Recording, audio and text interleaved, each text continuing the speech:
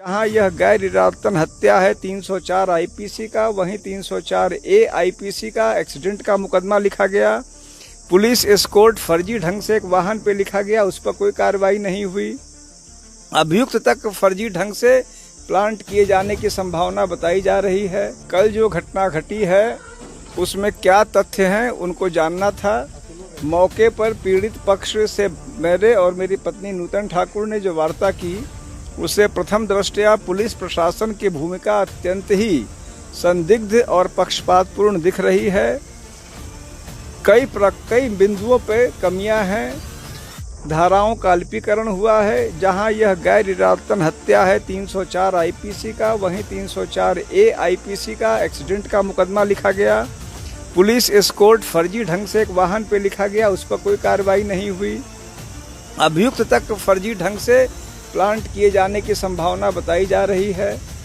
उसके अलावा किसी भी प्रकार से जो वहाँ गाड़ी थी उसको सही ढंग से उसका कोई टेक्निकल मुआयना नहीं हुआ। हर मुद्दे पर अगंभीरता दिखाई गई। कंपनसेशन अब तक नहीं दिया गया। हमारी पार्टी ने, हम लोगों ने मृतक परिवार को 1-1 करोड़ रुपए या तो भारत निर्वाचन आयोग की ओर से या जो भाजपा के जो प्रत्याशी हैं श्री करण भूषण सिंह उनकी ओर से दिलाए जाने की मांग की है।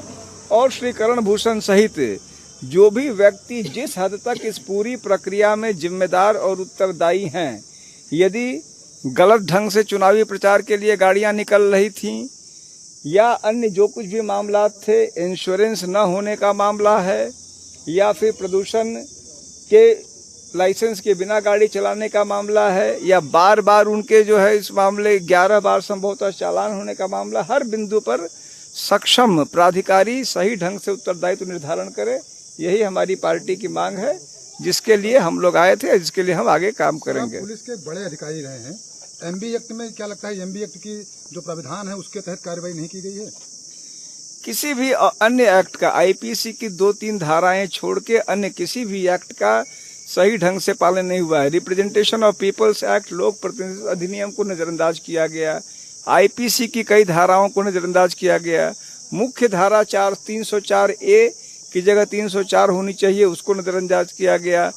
मोटर व्हीकल एक्ट की तमाम धाराओं का उल्लंघन हुआ, उसको नजरअंदाज किया गया। हर अधिनियम के हर महत्वपूर्ण धारा का नजरअंदाज करते हुए, अल्पीकृत करते हुए, किसी व्यक्ति को अचानक गिरफ्तार दिखाते हुए, यहाँ तक कि गलत ढंग से या आनन फानन में गाड़ी को वहाँ से हटा के टेक्निकल मुआयना तक नहीं करते हुए, कोई कंपनसेशन नहीं देते हुए अभियुक्तों के साथ पूरी रियायत की जा रही है और जो पीड़ित पक्ष है उसके साथ घोर अन्याय किया जा रहा है। आप कह रहे हैं करण भूषण का जवाब आया है, कह रहे हैं मौके पर हम थे ही नहीं, हम लोग आगे निकल गए थे, बाद में जब हम लोगों को जानकारी हुई तो राहत हमारी तरफ से भेजी गई है। करण भूषण सिंह जी की यह बात प्रथम दृष्टया इसलिए सही नहीं दिखती है क्योंकि मौके के बताए तथ्यों के अनुसार जब 5 गाड़ियां वहां उससे कुछ देर पहले कर्नलगंज की बैरियर से निकली तो थोड़ी दूर पर ही छठी गाड़ी थी, जो मुश्किल से 100 मीटर 200 मीटर की दूरी रही होगी। और उसी दूरी को तय करने के चक्कर में जब आनन फानन में इसने गाड़ी को रफ्तार दी, तभी यह घटना घटी। प्रथम दृष्टया यह पूरा का पूरा प्रकरण एक ही चुनावी काफिले से जुड़ा दिखता है और अतः करण भूषण जी का यह दावा सही नहीं दिखता है। ब्रजभूषण जी ने कहा है कि ये सारी जिम्मेदारी ड्राइवर की होगी।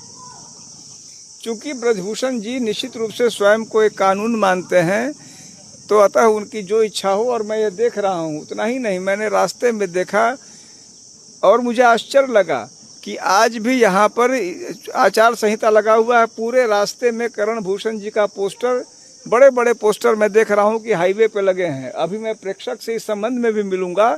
हमारी निगाह में वह भी गैर कानूनी ढंग से लगे पोस्टर हैं, बिना अनुमति के लगे पोस्टर हैं।